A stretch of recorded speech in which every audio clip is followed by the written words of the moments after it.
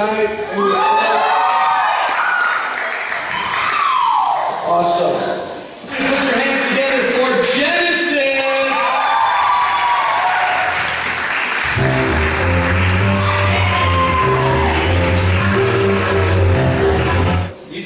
He's awesome.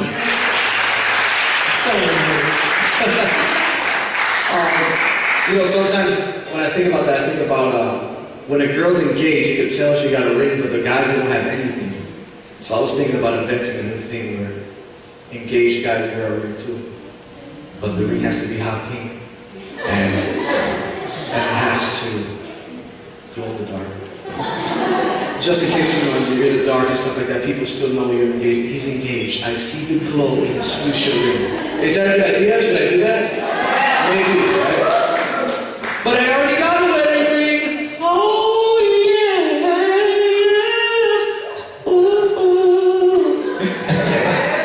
But you're gonna have an awesome one too, amen. So we don't want to get into relationships too fast. We see people in the world who get in relationships. You see how many problems they go through versus someone who's living for the Lord and who's seeking Christ, and God ordains everything and God puts everything into play. So I would just say, be patient. All right, cool. Put your hands together for Abigail.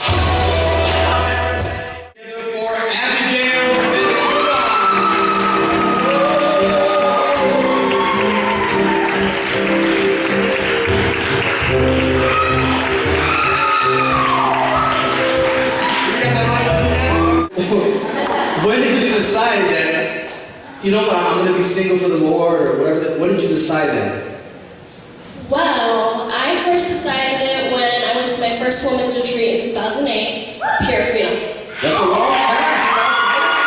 How does it feel not having a hairy hand to hold? It feels good because I don't have a hairy hand to hold. Come on, sing it along again. Okay.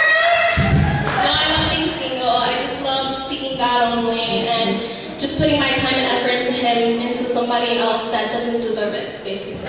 Whoa.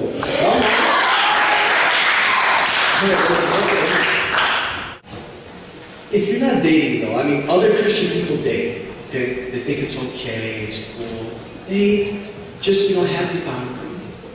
Okay, but we could date, date this person, didn't do well, date this person, didn't do well. Why don't you do that? Well, I think Christian people who date, they're honestly not really trusting in God because they're not waiting on God's timing. And I think God's timing is very crucial, especially when you're looking for something very important as a husband or a wife. So I just don't do it because I trust God. And I know when I trust God, He's going to be my husband when I'm ready. Christian girl over here. I know this is a little bit personal, but what are you praying for in a spouse? Well, one big thing is that he's passionate. I don't want a failure as a husband. About what though, passion? Just about God and just about the things of God. I'm using my computer right now. Someone give me the keys, I gotta open the door. Because when someone's passionate, okay, all right. Passionate about God and things of God. Okay, you're a dancer, right? Yes. Would you ever want your husband to be anything about dancing or anything like that? Yes. You would? A dancer or about dancing? Like dancing is awesome, or do you really want him to be a dancer? I want him to at least have rhythm. Oh, at least have, okay, rhythm, okay. I was thinking if she's into dancing, I was thinking if the guy would come out in a tutu. No. A tutu. Hairy legs, a shake. No. Shake. He starts spinning around. No tutu. The rhythm is for God. I mean, good for him, but no tutu for me. Does someone say no tutu for me? The last words you want to leave them with today. Just because you're single doesn't mean you're lonely. If you if you feel like you're lonely, there's someone who loves you very much and someone that will try his best to please you, but you also have to do the same and please him. Put your hands together for Anthony Lopez!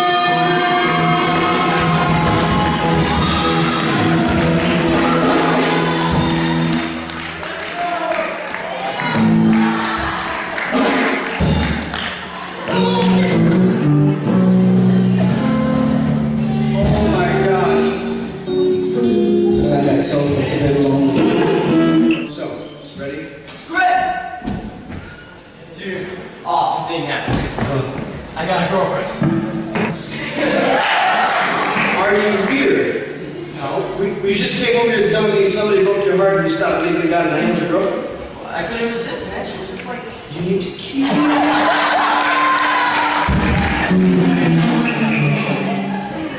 So, but were you not here when we were talking about love versus infatuation and how infatuation feels just like love, but it's an imitation of love? Do you remember that? yeah, I know the love part. I really love my girlfriend. She's like, wow. Like, we're totally getting married. You're totally gonna be married. How old are you? 16. Vegas, right? Vegas? They'll let you in hell. Take care of it. So you've been single pretty much all your life, then, right? Yes. So what do people call you? No, actually, not like that. But a lot of people have questioned it, and my family's always like, "So who's the lucky girl?" Blah blah blah. And every year I say, "No one." You say it just like that? Just like that, no one. Your mom must think you're weird. Does your mom think you're weird for that? Or? I think at the time, to be open with you guys, they thought I was gay. Just when you see a kid not dating, and you're asking him, "So who's the girl at school?" and he doesn't respond, they obviously think something's wrong with this kid. Until I obviously showed them my heart for God and everything. But. Okay, so a brown hand comes and says, you see her singing in the choir, Jesus, you are everything to me. She's single too. She dresses modestly. She doesn't show nothing. She doesn't wear tight pants. She doesn't wear those tights that most of the girls are accustomed to wearing that makes guys look at them, what's your problem? They don't do stuff like that. This girl's dressed Christian, okay, to say the least. And you're telling me maybe you wouldn't, would you probably think that was a prospect, maybe in the future, or? Probably one of the girls on the roster list, but I don't know if I'll be the one. And why wouldn't you know that would be the one? She loves God and she's beautiful. Well, obviously God would have to confirm it through leadership in my life, family as well. And I kind of just go off my own emotions. Yes, she's living godly, that's all cool and good. But there has to be more deeper stuff than that. Deeper, okay. Yes. Put your hands together.